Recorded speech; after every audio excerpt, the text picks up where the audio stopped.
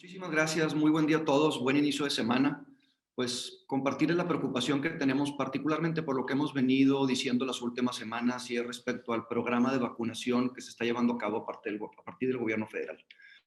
Preocupados por vacunas vacías, preocupados por insuficiencia también de vacunas, ahora preocupados también y con una gran oportunidad de ver qué es lo que está pasando con las vacunas chinas que se están recibiendo en el país y que desgraciadamente ya sabemos que su índice de efectividad acaba de reportar el gobierno chino que es más bajo. Eso implica que nosotros como país estemos ahorita en condiciones de poder replantearnos y ver particularmente la utilización de esta vacunación. Insistir una vez más en la necesidad de que se respete el plan de vacunación, de que es muy bueno ovacionar, reconocer y agradecer a todo el cuerpo médico que literal se le ha estado jugando en esta situación, pero que desgraciadamente todavía no están todos completamente vacunados. Entonces, impulsar una vez más que se mantenga el plan de vacunación, donde inicia obviamente por el personal médico, tanto público como privado, después para poder seguir con la población de adultos mayores y luego obviamente pasar a los maestros que tanto necesitamos para el regreso a clases y que nuestros hijos puedan pues, prácticamente tratar de regresar a la normalidad en la vida. Entonces, este llamado particularmente al gobierno federal para que respete el plan de vacunación, para que se revise lo que está pasando con las vacunas chinas y, ¿por qué no?, reconocer y agradecer el trabajo de la Secretaría de Relaciones Exteriores en el cabildeo y acercamiento con los gobiernos de otros países para poder tener nosotros acceso a la vacunación necesaria.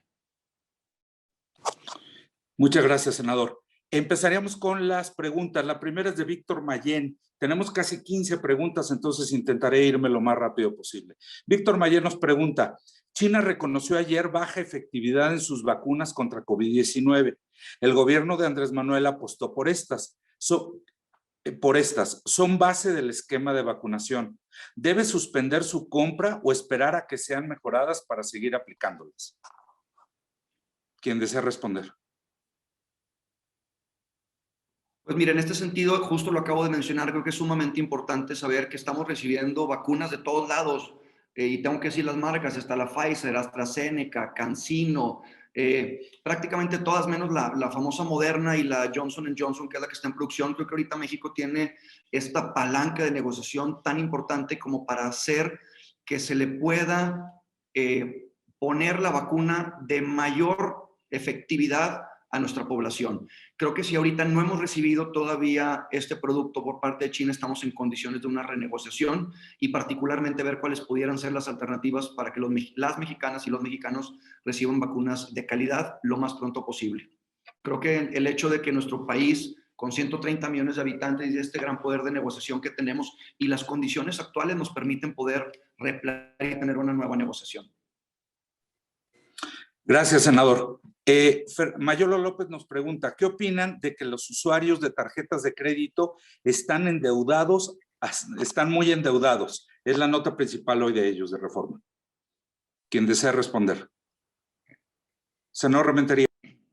A mí me parece que, bueno, primero que nada, muy buenos días Jesús, a Sergio, a todos los que nos acompañan en esta rueda de prensa. Me parece que lo que se reporta hoy, precisamente en esa nota, es simplemente el resultado de una muy mala administración, de una gestión pública verdaderamente deficiente en materia económica. Por supuesto, en materia sanitaria, que después repercutió en materia económica, en donde, bueno, pues las personas de este país que tienen acceso a instrumentos de crédito, como son las tarjetas bancarias, pues las han venido utilizando, cuando de repente pues no hubo de dónde echar mano, porque el gobierno se olvidó, no como lo hacen otros países que sí ayudaron, sino en este gobierno, en esta administración, la de Morena, del presidente Andrés Manuel López Obrador, se olvidaron de ayudar a la gente en medio de una pandemia en donde no se podía salir a la calle, en donde estaba prohibido de alguna forma desarrollar ciertas actividades, pues se olvidó de ayudar a la población. Y entonces la población tuvo que recurrir ¿a qué? A los financiamientos que tenía a la mano, como son las tarjetas de crédito. Y hoy vemos precisamente estas tasas de endeudamiento y de morosidad, las más altas que se han registrado en la historia de este tipo de instrumentos. No es la casualidad, no es que haya una mala gestión de los usuarios, no. Hay una muy mala, una pésima gestión de este gobierno que no ha podido ayudar a la población para sobrevivir de manera adecuada, precisamente en las circunstancias de una tan difícil situación económica que vivimos, entre otras cosas, producto de la pandemia, que no solamente de la pandemia, sino de las malas decisiones tomadas en el ámbito económico por nuestro gobierno. Y claro que al acudir a instrumentos de crédito, como son las tarjetas bancarias, que son además instrumentos caros, porque las tasas que se pagan en las tarjetas de crédito no son baratas, no son muy accesibles, bueno, pues ha venido creciendo y al punto en el que hoy se encuentran, pues con una morosidad muy alta, nunca vista, y que lamentablemente no será fácil que los usuarios puedan salir de ella. Así que, ¿qué opinión tenemos? Bueno, pues esto es una consecuencia de una política económica muy mala a partir de una pues pandemia como la que hemos sufrido en México, que no somos la excepción de lo que ha pasado en todo el mundo. Gracias, senador.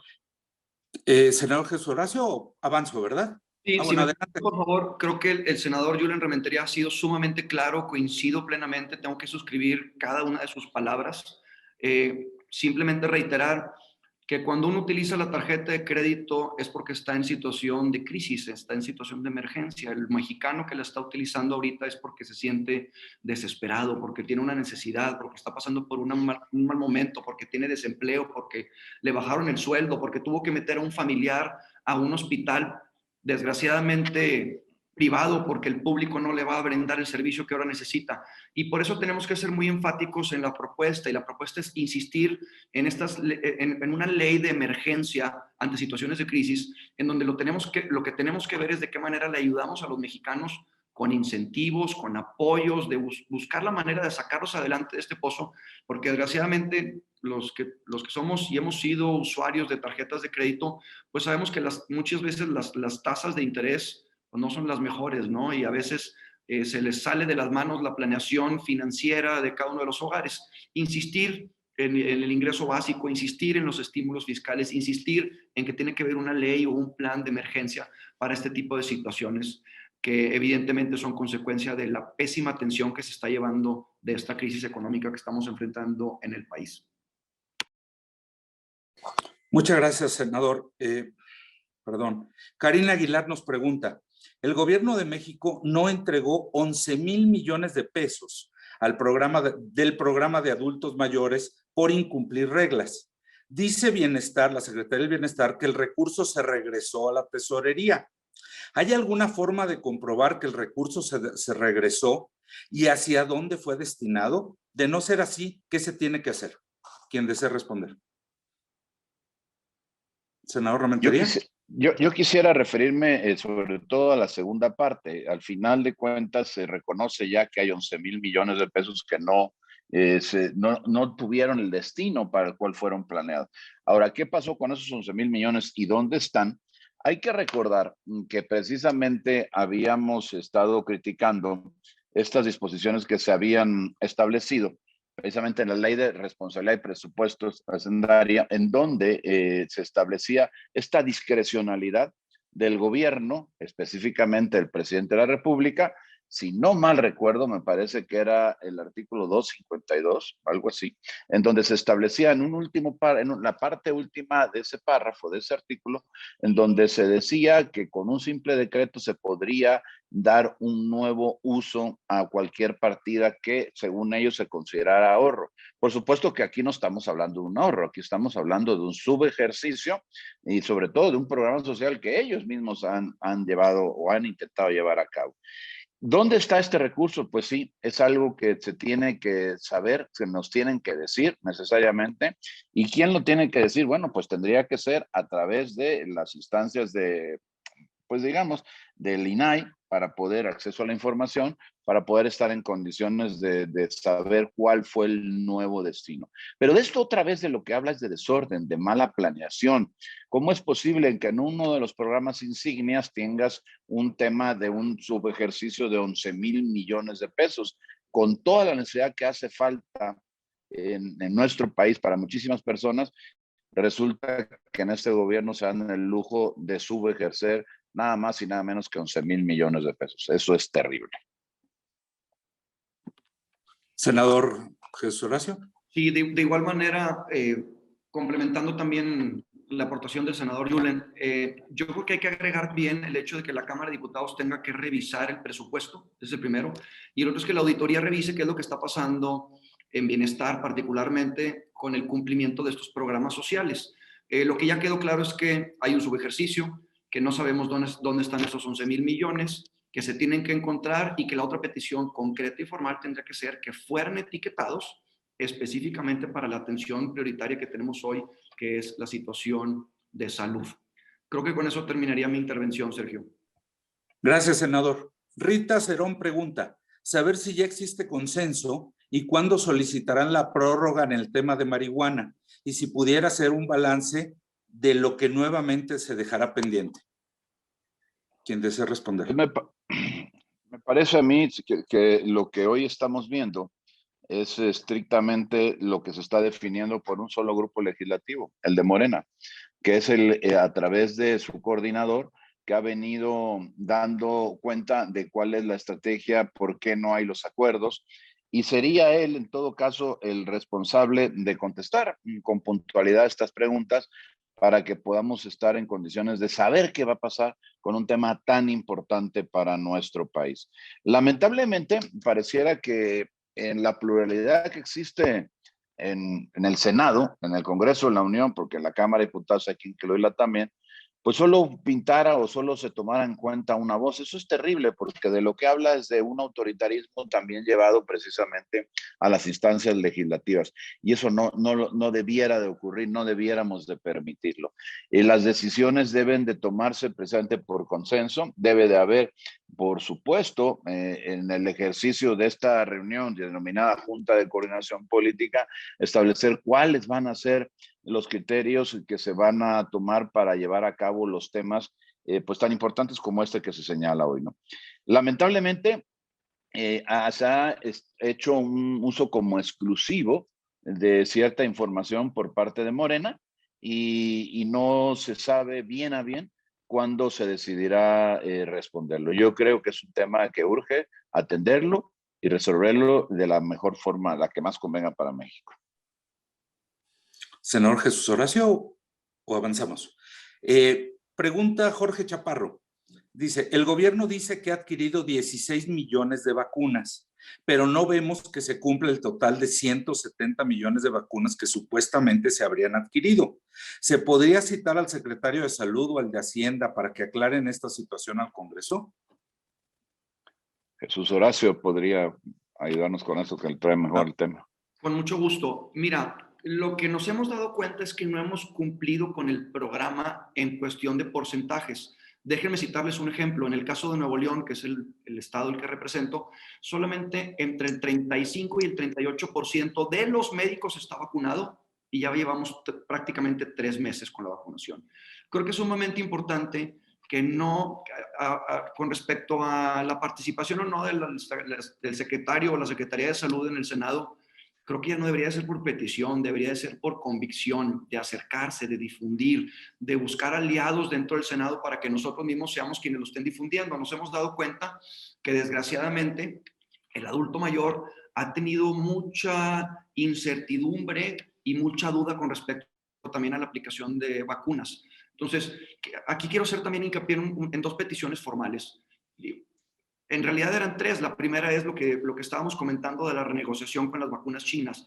El segundo es la revisión de los protocolos. Hemos visto cómo se están llevando a cabo estas vacunas vacías o estas vacunas simuladas o simplemente piquetes. Y creo que lo importante también es aquí agregar al protocolo de intervención en donde el usuario pueda ver lo que le van a poner al principio y al final para que no haya dudas con respecto a la aplicación.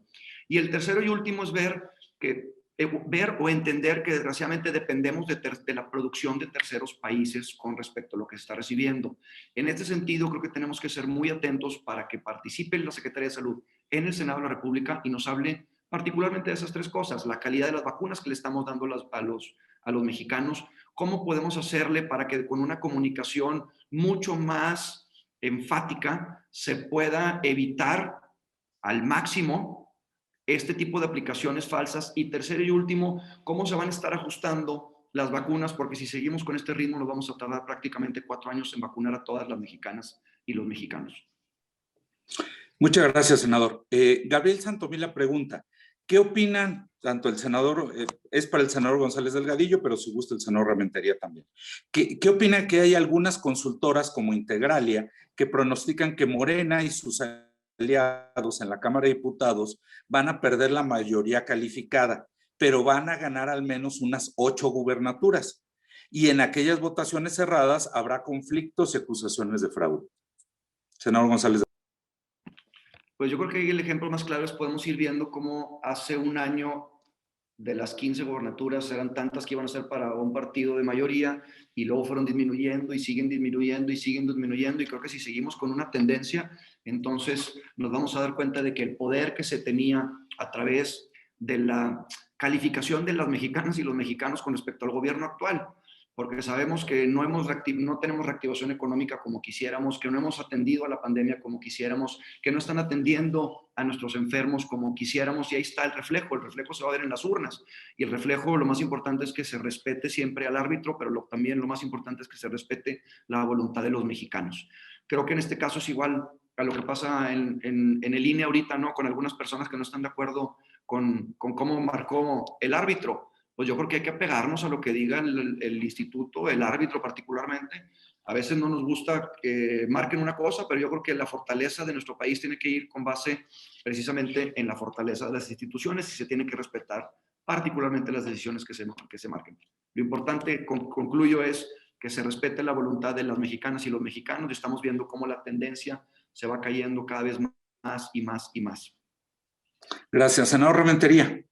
Yo coincido plenamente con lo que dice Jesús. Me parece que lo que estamos viendo es un reflejo del inicio ya de las campañas, ya al frente de esas campañas en los distintos estados y distritos del país. Bueno, pues ya hay personas de carne y hueso que las están enarbolando, las propias diferencias que tiene el partido en el gobierno hoy, y por supuesto que se ha venido dando un corrimiento, como bien lo decía Jesús hace unos cuantos meses.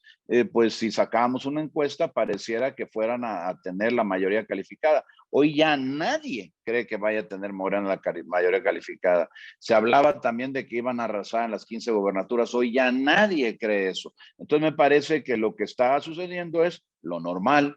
En el proceso de una campaña se va desarrollando, digamos que las propuestas de cada, en este caso, coalición o partido, y la gente lo va analizando y va tomando su mejor decisión. Yo creo que según pase el tiempo vamos a encontrar todavía muchas sorpresas más para el bien de la democracia en nuestro país.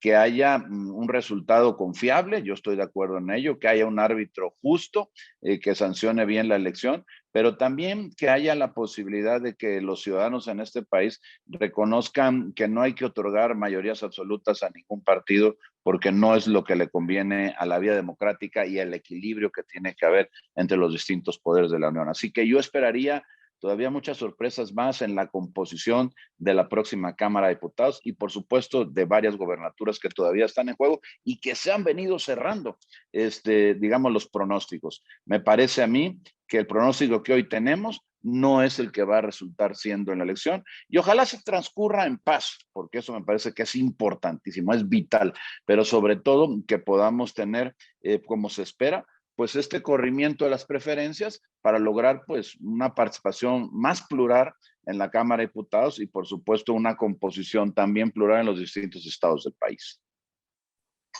Muchas gracias. Gerardo Cedillo pregunta sobre la intención de cambiar los libros de texto con el argumento de que tienen una visión neoliberal. ¿Qué se puede hacer para evitar que se usen con fines ideológicos del actual gobierno? Senador Jesús Horacio. Pues primero que nada, no entiendo por qué la urgencia. O sea, me preocupa la urgencia, me preocupa que no sepamos particularmente quiénes ni cómo lo están haciendo. Creo que el tema de regreso a clases es sumamente importante para todos los que estamos padres de familia. Necesitamos buscar la manera de que se haga de la mejor manera y la más rápida. Pero el hecho de que estén queriendo plantear libros así, con un proceso demasiado expreso, sin un solo fundamento pedagógico, institucional, y yo lo que creo es que la Secretaría de Educación Pública está obligada a dar un informe para saber particularmente cuáles son los criterios que están utilizando, porque a pesar de que estamos pasando por una crisis económica y una crisis sanitaria, creo que ahora vamos a estar empezando a enfrentar una crisis entonces de educación por ausencia y por falta de calidad. Creo que es muy importante identificar cuáles fueron los criterios pedagógicos que se estén llevando a cabo y la justificación para ver por qué se está llevando a cabo de esta manera en la ejecución de los libros de texto. Yo solamente agregaría, si me lo permite, Sergio, que es lamentable que habiendo tantos problemas como hay por resolver, verdaderamente trascendentes, que urgen, que hablamos del costo de vidas en este país, en el caso de la pandemia, la parte crediticia, la parte económica de la población, ahora estemos viendo, echando para atrás a un tema estrictamente, pues como lo ha dicho el propio gobierno, ideológico. Me parece a mí que si bien pudiera valer la pena revisar los contenidos de los libros de textos, me parece que para nada es lo urgente en este país y en todo caso debía de hacerse estableciendo, como ya lo dijo Jesús, con criterios metodológicos que permitieran pues llevar a cambio los cambios que se tuvieran que dar, pues poderlos hacer pues de manera justificada. Muchas gracias. Precisamente hablando de los temas importantes, Vero Macías les pregunta, el regreso a clases presenciales en México. Las autoridades afirman que estarían pronto a suceder. Sin embargo, la Coordinadora Nacional de Trabajadores de la Educación aseveró que no se realizará en semáforo amarillo. ¿Ustedes qué opinan sobre el regreso a clases? ¿Creen que ya urge que los niños no pierdan más tiempo con clases por televisión y el rezago continúe, o que regresen aún con el riesgo de propagar más el contagio? ¿Quién gusta? Bueno, yo, salvo lo que Jesús opine, me parece que lo primero que hay que valorar es la salud de los niños. Y por supuesto, en el momento que sea propicio el regresar a clases, yo creo que todos estaríamos encantados de que eso pudiera suceder. Me parece que no debe ser una decisión basada en si queremos o no, si ha pasado mucho tiempo, no. En todo caso, lo primero que tenemos que hacer es proteger la salud de todos los niños y por supuesto del personal docente y a partir de ahí tomar las decisiones. Coincido completamente con el senador Julen. Yo creo que todos vamos a estar de acuerdo en que sí queremos que los niños regresen a clases, pero lo que siempre tenemos que privilegiar es la salud. Mientras que el plan de vacunación no llegue a un punto en donde tengamos garantía de salud también en nuestros docentes, en todos los maestros, y que por ende entendamos que estamos protegiendo de manera indirecta no solamente a los maestros, sino desgraciadamente al no tener protegidos a los maestros, y tienes tú a estos pequeños portadores que son nuestros hijos, que desgraciadamente van a llevarlo entonces al adulto mayor que en muchas ocasiones los va a estar cuidando en casa. Tenemos abuelitas, tenemos abuelitos cuidando a los niños que a lo mejor no van a estar todos completamente vacunados y los van a estar cuidando a los niños porque están los papás trabajando, pero desgraciadamente pueden ser esta esponja o este vehículo conductor como para poder llevar esos contagios. Insistir en que por supuesto que queremos el regreso a clases, por supuesto que lo queremos con buena calidad en infraestructura y en capacidad didáctica también, pero lo más importante y lo que tiene que privilegiarse siempre es la salud y la integridad de los maestros y de todos los mexicanos. Muchas gracias. Gerardo Segura nos hace 3 preguntas. Dice, la primera, ¿qué opinan de la decisión del Tribunal Electoral y el magistrado José Luis Vargas en torno al caso Félix Salgado y Raúl Morón, que evaden su responsabilidad y parece que defienden abiertamente la legalidad y el Estado de Derecho? ¿Quién desea responder? Yo creo que hay que distinguir muy bien lo que es la obligación del INE y lo que pudieran ser las querencias electorales de algún partido. La obligación del INE es apegarse estrictamente a lo que dice la ley.